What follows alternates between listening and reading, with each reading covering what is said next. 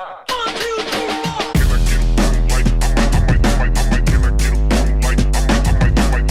me successful. Ladies and gentlemen, welcome to our next episode of Call Me Successful. Very, very excited to have my next guest here today, Ryan Trama from Ray White AKG. Welcome to the podcast, Ryan. Avi, thank you very much. It's a pleasure. It's been a long time coming, so we're very excited to chat with you today. Absolutely. I can't believe you waited until season 2 to get me on. A little bit upset about that. No. Well, we had to wait for the best two for Oh, season 2. Absolutely. But mate, I want to get straight into this question because you've got a very unique journey. But how did you actually get into real estate? What made you choose real estate?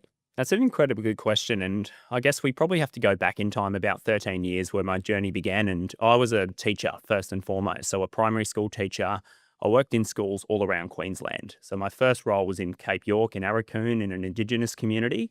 And that, I guess, really gave me an appreciation for what people can achieve even when the odds are against you, because there's a lot of disadvantaged students in a community such as Arakoon, but we still saw so much success. And when people are equipped with the right tools, that's really what is possible. So that was a really great lesson early on. From there, it took me to other communities and even a really small country town out west, just above the Queensland border, in a place called Fallon, so a really small farming community. And I was lucky enough to be the principal of that school for around 2 years. And that certainly taught me a lot about leadership, about education, about myself. My journey then took me back to Brisbane, though. I was in a new relationship at the time, and I did want to be a little bit closer to home. So, certainly my heart brought me back to Brisbane. But after about 9 years, going on 10 years in that profession, I was honestly starting to feel a little bit burnt out. I needed a change. And teaching, just like I guess any profession, is something that you need to give 110% to. You're obviously talking about the education of children. And if you're not giving 110%, I think it was time for me to kind of look for other opportunities. And that's where real estate came about. I was looking for an opportunity where I saw my transferable skills having a big impact. And my skills from teaching were simply building strong relationships with students, their families, and the community to get the best possible learning outcome for the kids that I taught. And in real estate, it's building strong relationships with homeowners and with the community to get the best possible outcome there. So when you started teaching, when did you get to this moment where you realized, I'm good at this, but I can be a principal of school? When does this leadership thoughts come into your head? Yeah, so I was actually 29 at the time when I was the principal of that school. So pretty young, I think, in terms of actually having that responsibility. And it was my leaders at the time that actually saw that potential in me. So they put me forward for different leadership courses within Education Queensland. And that's how those relationships that I built with other leaders within the system actually helped me to get to that point. And it's how that opportunity came across. Yeah, wow. So how many teachers were there in that school, the first school that you became the principal of? So it was myself and around 6 equivalent full-time teaching staff, but they ranged from part-time teachers to, obviously we had some teacher aides on top of that and some support staff. But within that role, I wasn't just the principal, I was a full-time teacher as well, essentially. So I had a 4-day teaching load plus all of the responsibilities of a principal. Yeah, So it was a pretty challenging job. Yeah, wow, what a way to start a career, right? So you've Yeah, gone definitely. all around Queensland, Yep. being a teacher, being a principal, then coming back to Brisbane, real estate. That's what you Yes. choose to do. I So did. how did you get your first job in real estate? Oh man, I've got to talk about my mother-in-law for that. So Megan Reid, she's my mother-in-law. Alana's my partner, and Megan owns a small family-owned business in Jimboomba, Megan Reid Property. So it was really a natural step once I identified that my skills were transferable to real estate. It was a natural step to take, and Megan gave me the first opportunity. I didn't join her as a sales associate or anything like that. I kind of skipped that step, which is certainly not what we'd recommend for most young people out there. But the 10 years of skills that I gained within my teaching profession helped me to excel as soon as I hit the ground in real estate. So Megan was good enough to give me an opportunity and to, I guess, show me the ropes and help me learn the ropes on a couple of sales that I did alongside her. And then from there, it was kind of just hitting the ground running. So day one in real estate, you're working for your mother-in-law. Yeah. I'm grateful to get that opportunity. And it's good that a lot of people don't get to start with great leaders. You did. What does day one look like with Megan Reid Property and for Ryan Trama? Yeah, man, it was just getting chucked in the deep end, really, which is how I like to learn. And for me, it was just really focusing on what the core premise of what I saw real estate was, and that's building relationships.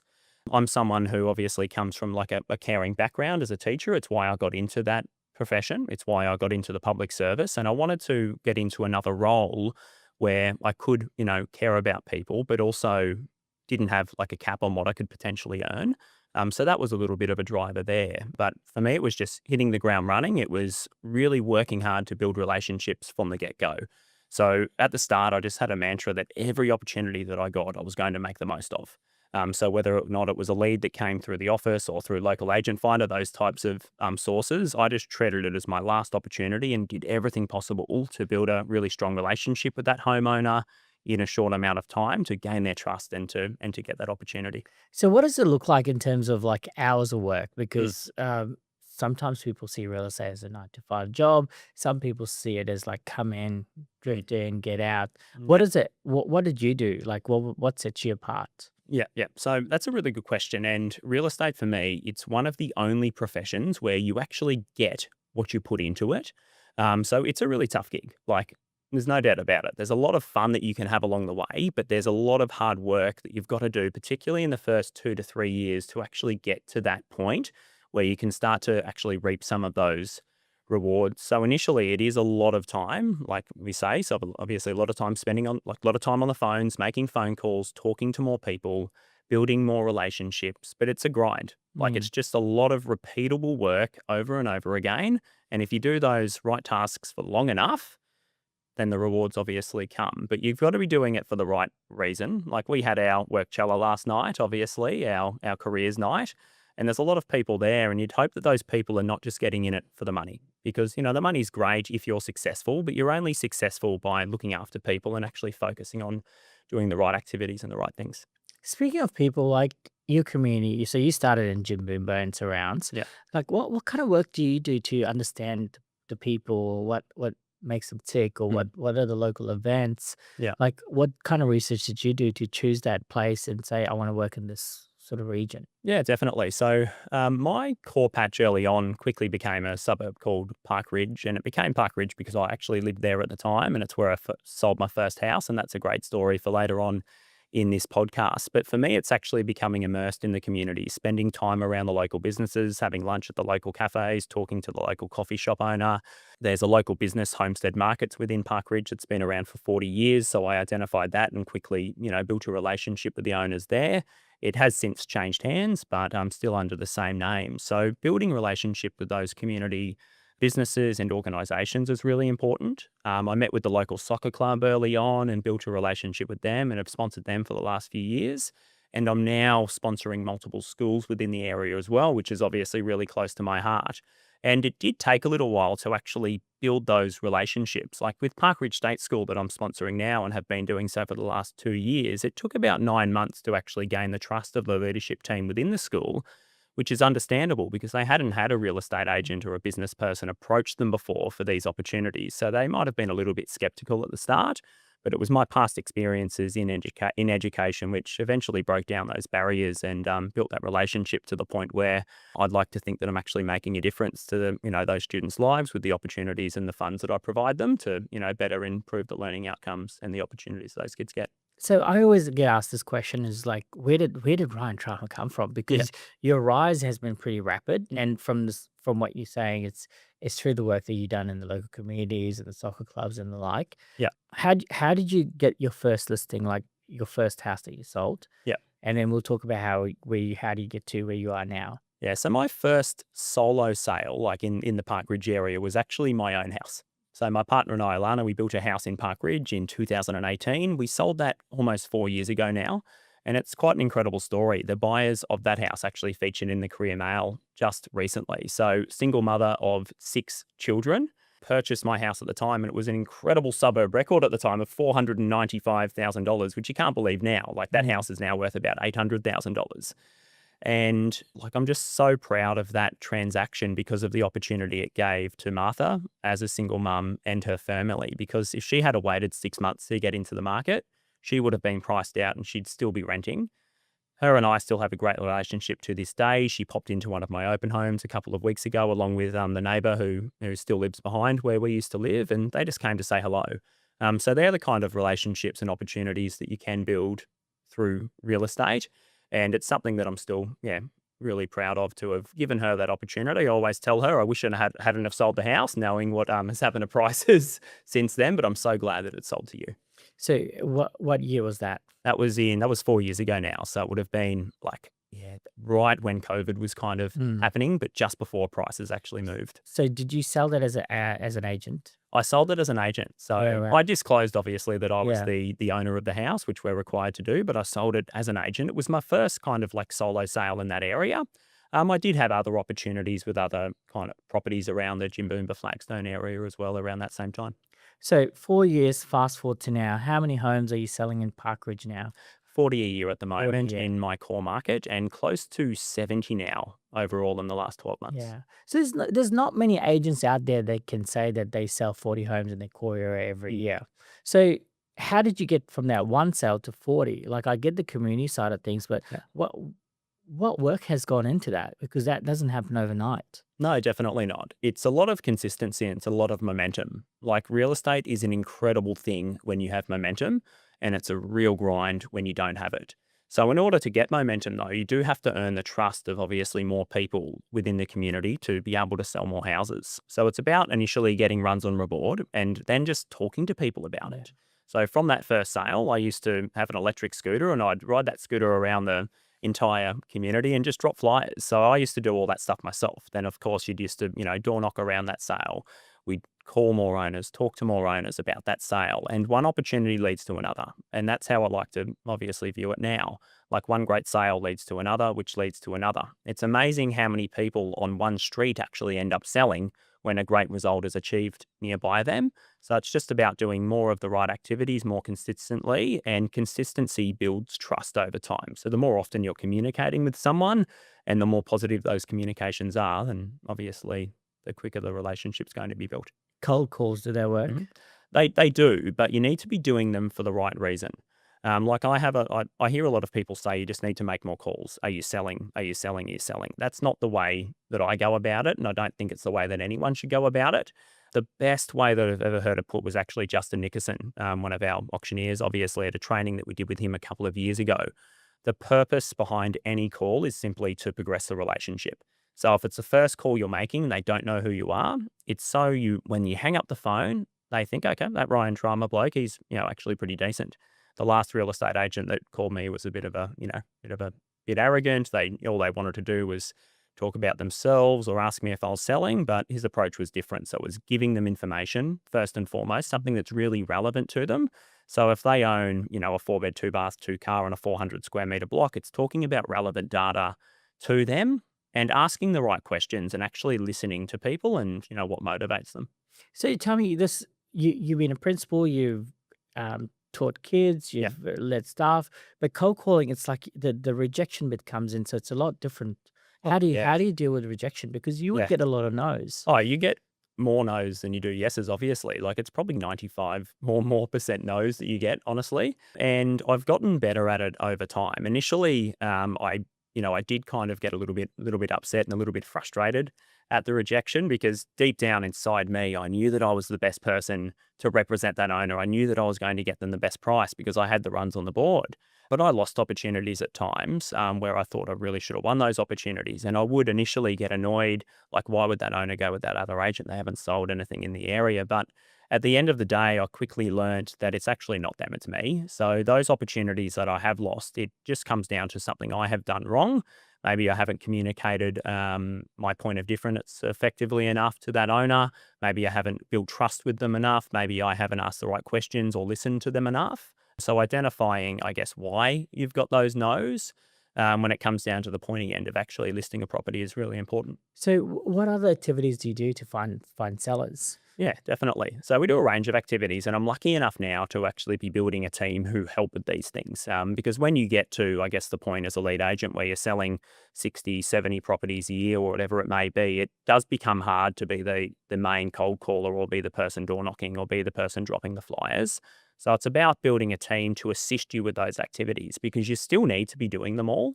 Like, real estate's one of those things that you just need to have as many, rods in the water, so to speak, in order to increase your chances of being successful. So we do more of the activities that we think are going to build relationships a little bit quicker. And that is, it's the phone calls and it's trying to get face to face with people first and foremost, because I'm someone that if I'm face to face with you, I believe that I can obviously build a relationship much quicker than I can if I've just got you on the phone or if I'm just dropping a flyer to your letterbox. So tell me, you spoke briefly about teams, and I want to get into this in more depth. Mm. Why have you decided to build teams? Yeah. And what lessons have you learned from that journey? What have you got right? What have you got wrong? Yeah, yeah. So first and foremost, it's about, I guess, knowing that you're going to reach your capacity at some stage. And for me, it was probably at the end of my first year, did circa like 30 kind of sales in my first year before I joined the AKG group.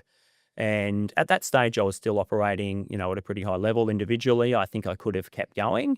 Joined AKG, kind of went to another level, did about $470,000 in fees in my first year, which probably equated to about 40 sales. And knew that if I wanted to get to that next level, I'd need to actually bring people along for the ride with me. And that's not an easy journey, because it means you've got to let go of a lot in order to, I guess, give responsibilities to other people within your team. And I haven't always gotten that right. Like, it has been pretty challenging at times. I've had turnover of a few different staff, and some of it I think is, comes down to their motivation to work hard, but some of it's also on me. And so I've been reflecting upon that to make sure that with the team that I've got now, I really, I'm making sure I'm addressing the areas of need that I have to be able to give everything that I can to my team and, order to upskill them and to really make them feel valued and, feel that they have a pathway forward to success. One of the things I admire about you is your willingness to learn and grow and implement things that we pick up along the way. You've been into a lot of study tours with me, whether it's Sydney and New Zealand. Yeah. Like, and then we go to a lot of conferences and things like that. Like, what have you, like, is there anyone that stands out in the marketplace that you've learned from and you said, hey, that's amazing, I'm going to implement that? And what have you done to execute those things in your business? Yeah, definitely. That's an excellent question. So I think first and foremost, I've actually surrounded myself with people within the business that I see as great leaders within the industry. And first and foremost, that would be yourself, Avi. Not just Thank saying you. that because you're here, but I see you as a leader who actually, like, your main motivator is to make sure that your people succeed. And that's something that I'm trying to implement in my business. So you're not like a selling principal who's, out there just, for yourself. You actually want to see your people do well. And that's something that I want as well. So that's something that I admire. But there's also great people within our business, great lead agents. And that's one of the reasons why I came across. And it was hard breaking up with my mother-in-law and making that decision to join AKG. Sorry, I Megan. can tell you. I can tell you. But she was understanding at the time because there were such great opportunities that I could see within the Ray White network and with AKG. A lot of high performers like your Jet Jones, Corey Boyd, Jess Newen, all the lead agents within our group that I just wanted to surround myself with. And I wanted to kind of learn from them, look at their processes and how they've grown to where they are, and then implement those things within my work. But we also have opportunities with great educators within the profession, like your Josh Fegans and the like. We've heard from Gavin Rubenstein, been lucky enough to go to a dinner, obviously, as an opportunity within the group there. And it's just the little things you kind of pick up along the way from each of those high performers that I try to take on board. But the main things I admire, there's some amazing leaders within the profession, like, for example, Alex Jordan. Someone like Alex, who's writing incredible numbers, but is still very grounded, very personable, and is very much in this role for the right reasons. He wants to look after people. So that's something I really admire. Tony O'Doherty would be another one within the Brisbane market. Just people I see as the highest performers, but they're not flashing their Rolex watches, which looks amazing, by the way, Avi. Oh, joking. They're not, they're not flashy. They're not getting around in, showing off their Ferraris or whatever, the great cars they might drive. They're great watches. It's still being grounded and focusing on actually looking after people.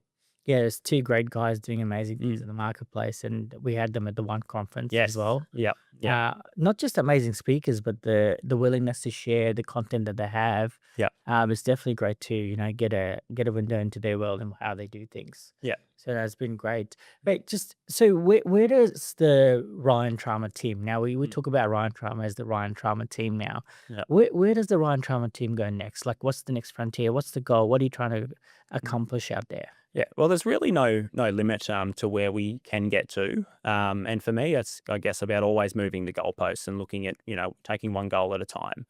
So when I break it down, like I'd love to get to a point where we're transacting probably 100 properties a year, and really being recognised as the go-to team within our marketplaces. But to get there, obviously, we need to be looking after more people and, building more of those relationships along the way. So that's what it is for us. It's about working at that really high volume, but not losing what we're actually about. I don't want to get to that volume by, forgetting about those relationships and not doing the right things. I'd rather be working at my capacity now and doing the right things and doing 100 sales and losing track of that. So the only way to get there is to keep building the team, building the capacity, and that's what we want to go to next. So I want to bring along the people with me and, create great sales associates out of them, but also give them an opportunity to grow into a co-agency role, and then obviously maybe within even a lead agent role down the track. So that's the main goal for me over the next couple of years, is trying to grow my team, grow my people, and give them a pathway to success, because that's going to help me to grow at the same time. That's great. And where do you see the industry going? Because this is a question that comes up a lot. Mm. We've got the AI changes, we've got the Mm. price increases from the portals, and Yeah. people relying on social media a bit more to find properties. Yeah. Like, what's your perception of what's happening out there? Yeah, look, first and foremost, I don't like the term industry when I think about real estate. I'd like to think about real estate as being a profession, because at the end of the day, a homeowner puts incredible trust in us to transact their biggest asset, which could be worth hundreds of thousands of dollars or even millions of dollars. And with that, obviously, comes great responsibility. Like, we're obviously not doctors, we're not out there saving lives, but we are in a position where we can change lives.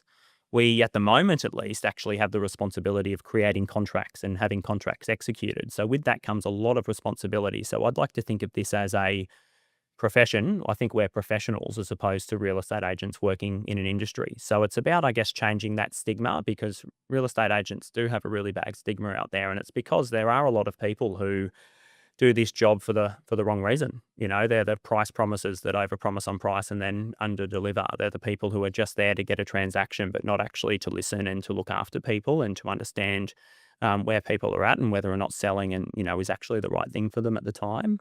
So that's what I'd really want to do, and it's just going to be a small impact I have. But if other people are obviously coming along for that ride, then we can change the profession as a whole. That's awesome. And what's your advice to young people starting out in the industry and the profession, I should say? Yeah, in the profession. Thank you. Thank you. It's honestly I think it's the best job. It's probably one of the best jobs in the world. And I say that because the potential for us to not only earn but have fun is basically uncapped. Like, I can't think of anything else right now where, you can basically work your ass off, work as hard as you can, and just have unlimited potential. So I'd say absolutely go for it, but you need to be ready for the hard work. You can't come into this industry and just think in 3 months you're going to be selling houses on your own, you're going to be making heaps of money, because it's going to be a lot of sleepless nights. It's going to be a lot of time away from your family. It's going to be a lot of sacrifices over the first 24 months, I'd say 2 years in particular, before most people actually see success. So if you're the right person, it's the best job for you. You've got to have a lot of energy. You've got to be a great communicator, but you've got to come into it to look after people. And if you can do those 3 things and do it consistently, then you're going to be successful. So what does success look like for Ryan Trauma? Yeah, that's I've been thinking about this question because that's the name of the podcast, and I knew it was the question coming. So for me, success means always moving the goalposts. What made me successful 3 years ago when I first started isn't exactly what makes me successful today, and it's not going to be what makes me successful in 2 to 5 years' time. So for me, success is always moving the goalposts. But In terms of your goals? yeah, in terms of my goals. So it's not just about obviously like having, okay, I want to earn this much money or I want to do this. It's about setting achievable tasks, whether or not right now for me, success looks like growing a team, being a great leader, and actually instilling what I know into people within my team so I can help start to change the profession. Basically one co-agent, one agent at a time. And I can do that by having an impact on those people around me. So that's success to me. It's just always, I guess, moving those goalposts, always setting smaller goals, achieving them, and, using that to grow. But as an overarching umbrella to that, it's about having fun and enjoying what you do. Like, you can't be successful in anything if you're not enjoying it, if you're not happy. And like, real estate's not always, it's not always roses, and it's not always fun. Like, there are challenges, but at the end of the day, it is great fun. You've just got to obviously see through the rocky times and do enough of the hard work to have the fun. Well, from my perspective, I think your rise has been nothing short of insanely amazing. And it's not just the numbers, but how you've achieved them and how you look after your client. I can't remember the time that you've been with us. There's been one complaint about you from a client, whether it's a buyer, seller. Yeah. So you're not just dominating; you're doing it with grace and style. So congrats on all your success, Thank you. and thank you for being with us and Of call me course. successful. Absolutely. It's a pleasure. Thank you, Avi. Appreciate your time. Thanks, Ryan. Thank you.